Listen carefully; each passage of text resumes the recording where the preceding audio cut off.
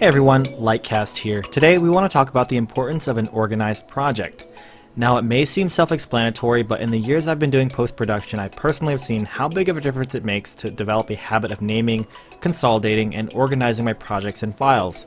This is really important when you're tackling a more complex project, and for a freelancer this may also be beneficial so that if a client gets back to you and requests files from an old project, which does happen, you will be able to know exactly where to look.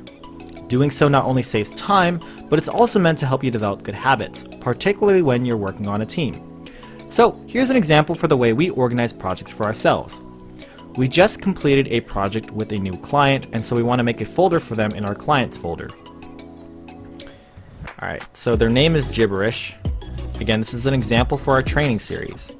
And we want to identify what kinds of projects we're working on them with. They want to consult with us not only on videography, but also on photography gigs, so we want to make a photography folder as well. Photography, and then we want to make a videography folder for our videography projects that they request. Alright, since this project was just a video project, we're going to go into the videography folder and make some stuff there. This is for the new project. Since this project was just completed today, we're going to name it with the date 01/23/19, which just basically means January 23rd, 2019. Then follow it with an underscore, and then name the project. And that's it. Then we're going to open the folder and make a few more folders. In this folder, we want to organize them by default as Assets, Audio folder, Edits folder, Raw folder, and Renders folder. And we'll explain why we do that in a second. So for our Assets folder, we want to put all the files that we get, including images or logos, anything the client wants to add, anything that we find off the internet in here. Then we want to make an audio folder for any narrations or music or sound bites that we might have so that they can be put together and organized there. We want to make an Edits folder. This is particularly for our project files. So anything we do in Premiere or After Effects or any other programs will go here, including the project files. That's really important. Then we want to make a raw folder just for all of the raw files that we did when working in the field. This might be like a camera or maybe a master key. So right here we're going to make a folder for the camera footage that we had. We worked with the C100, so we want to use C100 to label and identify the camera.